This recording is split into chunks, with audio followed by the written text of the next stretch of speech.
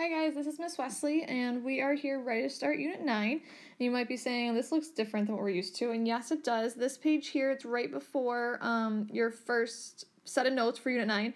This is your reference sheet for geometry. It should look familiar because it's the same one you used last year for algebra. We're going to use it for geometry, and you're actually going to use it next year for algebra 2. So I'm just going to talk really quickly about what spaces on here you want to make sure you're focused on this unit. Alright, so I'm just going to scroll down a little bit here. So up at the top here, you'll notice that we have our conversions.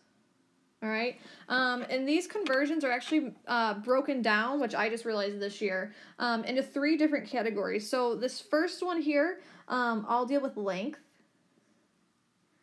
Okay, so different conversions of lengths, like inches to centimeters, meters to inches, miles to feet, miles to yards, miles to kilometer, and so it's all of these and this one here. Okay, those are all your length formulas, or sorry, conversions. This next grouping here, those are all your weight conversions. So for instance, pounds to ounces, tons to pounds, so on and so forth. And then all of the ones down here, these are all your essentially volume conversions, if you think of it that way. So like cups to ounces or pints, and gallons and liters. So like when you have a gallon of milk or anything like that, that's a volume, it's a liquid. So we're going to use those later in the unit. What we're really going to focus on for the start are these formulas down below. Alright, so I'm going to keep scrolling here. So on the left here, we're really going to focus on a couple of these formulas throughout this unit consistently. So it's going to be these bottom 5 formulas here. We are not going to use any of, let's see, we're not going to use this ever, we're not using this, we're not using this one, we don't need that. I don't think you'll ever need quadratic formula, it hasn't come up yet, but I won't cross it off just to be safe. But these 5 down here are all of our volume formulas. Notice they all say V equals, and that stands for volume. So you don't have to memorize any of these, thankfully, but they are given to you, but you have to know when to use them. So that's what we're going to focus on in this unit. So I'm going to continue to say reference, or look back at your reference sheet, and I'm not going to flip back to this page each time when I'm doing the video, but just know that that's what I'm referring to when I ask you to flip back. Alright, I'm going to flip to the next page and we're going to get started on some notes. Okay, so here we are with ready for our first skill for this unit. And our essential question for today is, how do I find the volume of a given shape? So we're going to focus on volume. Volume is a 3-dimensional term of measure that we find. So for instance, when you talk about units, it'll always have something cubed. I'm going to talk more about units in a second, but we're going to focus today all on how do I find the volume of a given shape, and we're going to look at many different shapes. So first thing here, like I already mentioned, many formulas are given on the reference sheet, but there are a few that are not and that you have to memorize, and I will be sure to point those out as we go. Alright, so let's jump right in here with our first example. Okay, so let's scroll down. Alright, so it says, example 1, a fish tank is in the shape of a right rectangular prism. It has a length of 14.5 inches, a width of 3 inches, and a height of 5.5 inches. Determine the volume of the fish tank, just trying to box that in, to the nearest 10th of a cubic inch. So what you should do for all of these problems, and I should see them all over your notes packet, your CFUs, practice, is you always want to draw a picture. So when it refers to a right rectangular prism, think of that essentially as what most fish tanks look like, or like Kleenex boxes. So if you draw yourself a rectangle, and you draw another rectangle behind it, I'm going to connect each of the corners, and it's going to give me a 3-dimensional shape here. Ta-da! Alright, so now I'm going to go back and label the pieces that it told me about. So it said I had a length of 14, or the box, had a length of 14.5 inches. It said the width was 3, and the height was 5.5. Now, if you were to look back on your formula sheet, as I mentioned, and you were to look at a prism, there's a definition, or there's a formula for a prism, and it just says V equals B times H. And you're like, well, what the heck does that mean? Something that you want to memorize here for a right rectangular prism, okay, always, always, always, formula, and you probably already know this one, is V equals length times width times height. So that is not given to you, but if you have a right rectangular prism, no matter what the dimensions are, you can always go back and use this formula here. So that is one that you'll want to memorize. Hopefully it's one you've heard before. If not, it's a pretty easy one to pick up on. So now that I know that, I'm going to simply plug into our formula. So volume equals, the length was 14.5, the width was 3, and the height was 5.5. Okay, go ahead and put that into your calculator.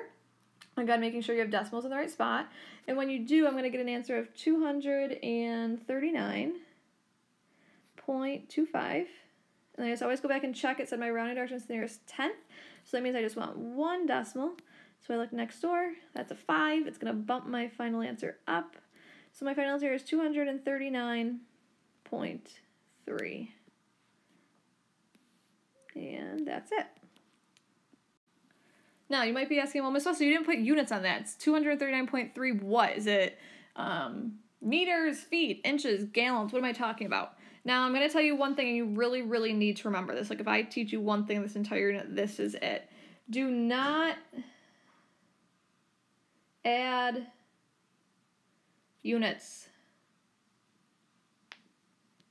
Okay? Not. Do not add units to your answer, I mean. So what I'm referring to here is if you look on the question, it's referring to find the volume to the nearest tenth of a cubic inch. So it already has my units built into the answer. So the problem that we run into every year grading these, and it breaks my heart every time I see one, don't write this, is if someone was to do this, inches. 239.3 inches. That is wrong. It's wrong because we multiplied inches times inches times inches. So to be correct, you'd actually have to put inches to the third power. What we also sometimes get is people that write inches to the second power, and that's also wrong. So what we run into is even if you were to have the correct number, but you have the wrong units, you lose a point. You heard me correctly. If you have the correct number, but the wrong units, you lose a point. So because the units are always going to be built into the problem, you do not write the units. So hopefully you didn't write, now it won't let me erase. I'm just going to scribble it out. Hopefully you didn't write what I wrote there. But like I said over here, do not add units, okay? Because I don't want to have to take off a point for something that's incorrect even though you did all the correct work. All right, now that I got that spiel out of the way, let's take a look at example 2. Okay, so example 2. It says a soup can, hopefully you know what a soup can looks like. If I can get my pen to write, come on, there we go. It's in the shape of a right circular cylinder, and it has a height of 12.25 feet and a radius of 4 feet. Determine the volume of the right circular cylinder in terms of pi and rounded to the nearest cubic foot. So a lot of information there, but again, I'm going to start by always drawing myself a picture. It says it's a soup can, it's in the shape of a right circular cylinder. So if you think about what a cylinder looks like, it has a round top, it has a round bottom, and then I connect and I connect. So what I know is the question said that it has a height of 12.25, so that's this right here. So my height is 12.25. My pen doesn't want to cooperate today. There we go. And it has a radius of 4. So a radius is from, think back to your circles, from the center point to the edge. So that distance right there is 4. If you look back on your formula sheet, and again, you look specifically for a right circular cylinder, that formula is also given to you, so we don't have to memorize it.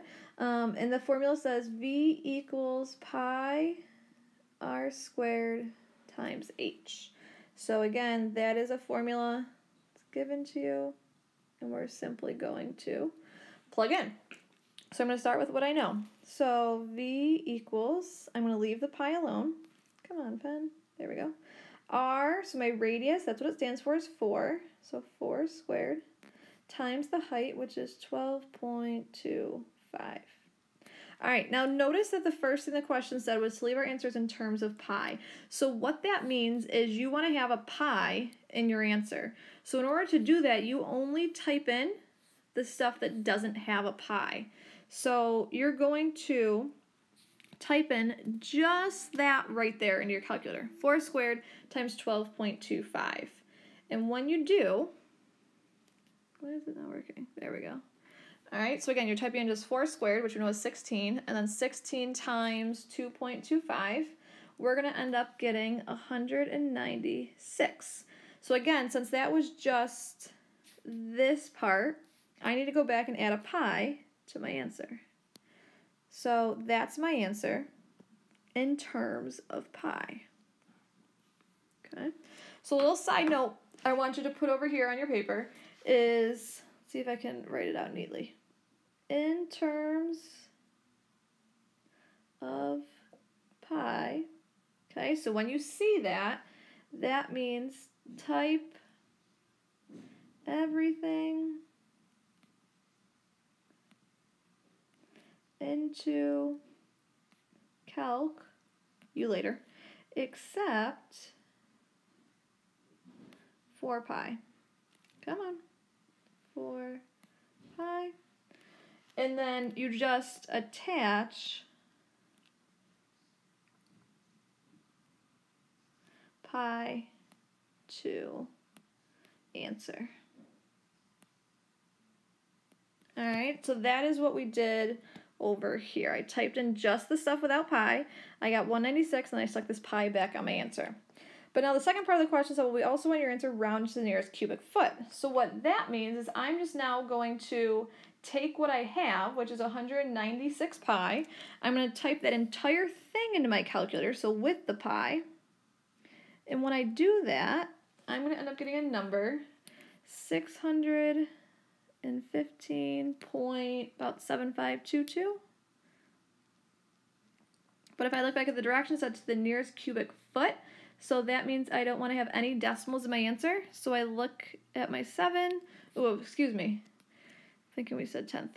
So let me go back. So the decimal, that was a 7.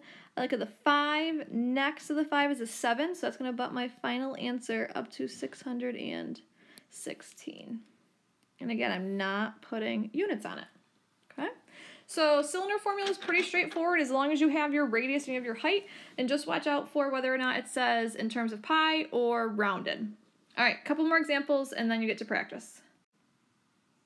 Okay, here are for example 3. It says a basketball, so hopefully you know what a basketball looks like, has a diameter of 7.5 inches. Determine the volume in terms of pi and also round to the nearest tenth of a cubic inch. So first thing, like I said, hopefully you know that a basketball is in the shape of a sphere.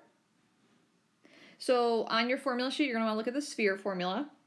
My basketball, I'm simply going to draw a circle here. I'm going to try and draw it so like pretend like it was cut in the middle. It's not very good. But we do know that my diameter was 7.5 inches. So remember, diameter is from one edge of the circle. My pen does not want to work today. All the way across. So the diameter is 7.5, but if you look at your formula for a sphere, and again, copy it from your formula sheet, it says V equals 4/3 pi r cubed. So in order to use this formula, I have to have the radius. Well, if my diameter is 7.5, we know that the radius is half of that. So r equals 7.5 divided by 2. And if you type that in your calculator, you're going to get 3.75. So my radius that I want to use would just be halfway, so it'd be from here to the edge, and that is 3.75. So now that I have the radius, I'm good to go and to plug into this formula. So if I go back, V equals 4/3 pi, ooh, that's supposed to be a pi, times 3.75 to the third.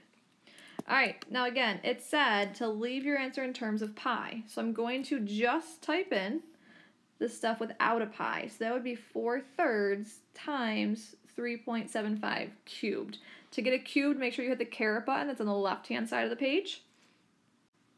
So when I go ahead and type in 4/3 again times 3.75 cubed, I'm going to end up with V equals 70.3125.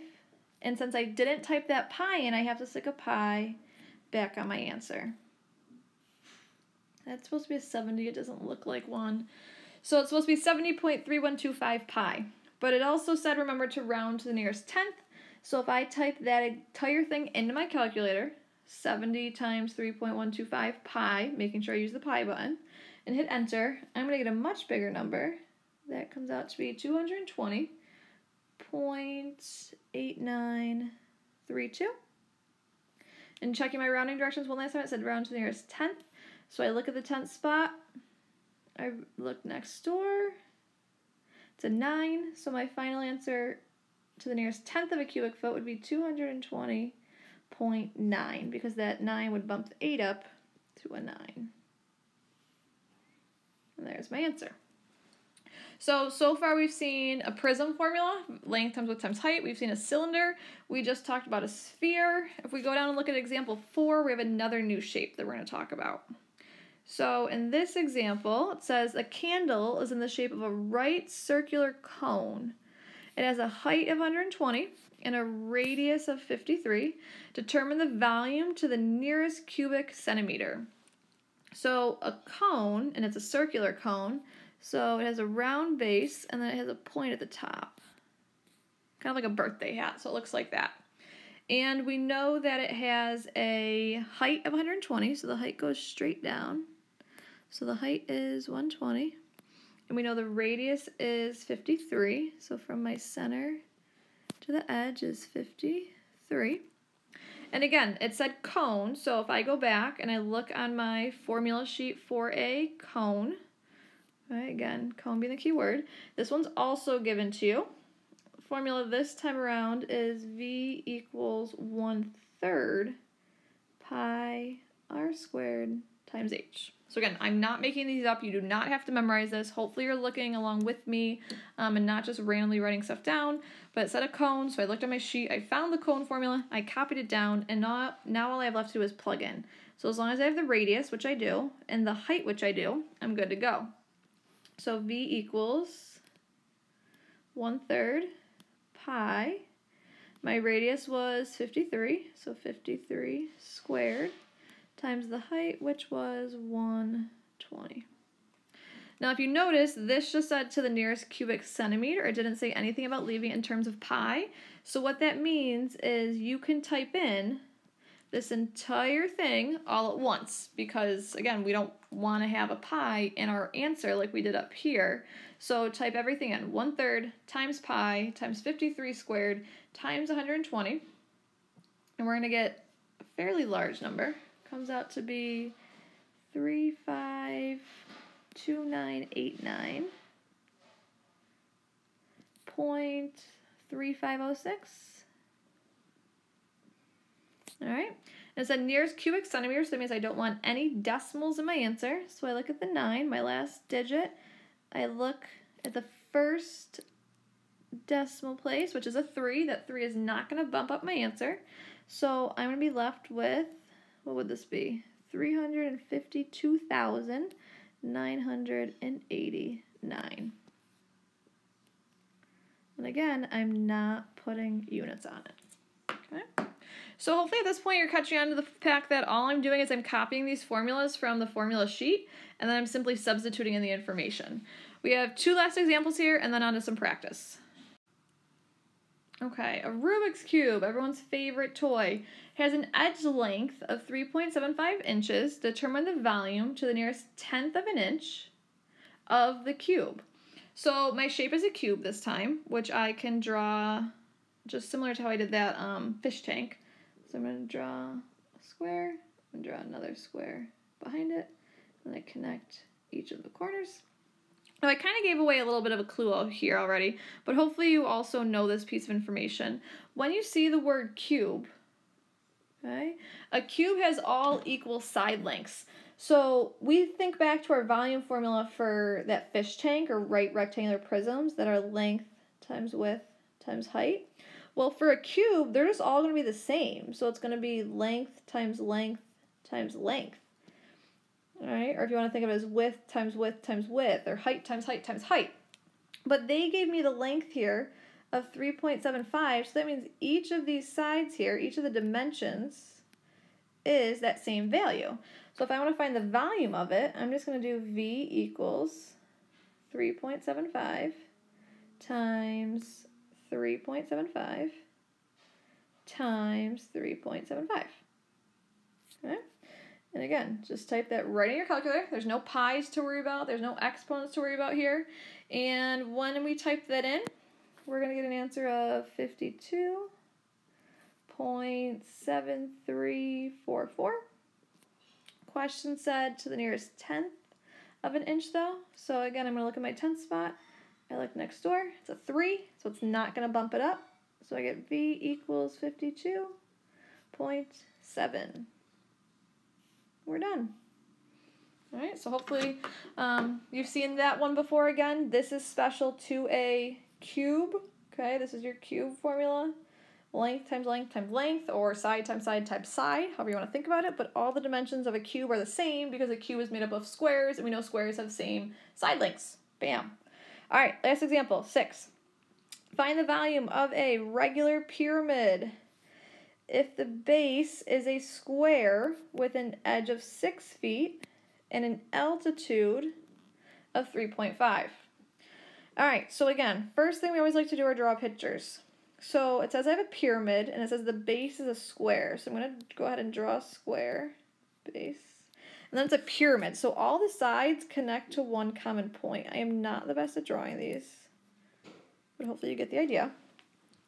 And it says the edge had a length of 6 feet. So I know one edge and the other edge are 6 by 6. And it said the altitude is 3.5. Altitude, we've heard that word before. Remember, altitude is simply a fancy word for height. Okay. So the height of this pyramid, so from the middle straight up to the top, the height there is 3.5. All right, now when you go and you look on your formula sheet for a pyramid, the formula that you are going to see says V equals 1/3 big B times H. So if you're thinking about this and you're like, okay, we know what H is. Okay, we have our height, which is 3.5. But big B, what does that big B stand for? The big B stands for the area of the base.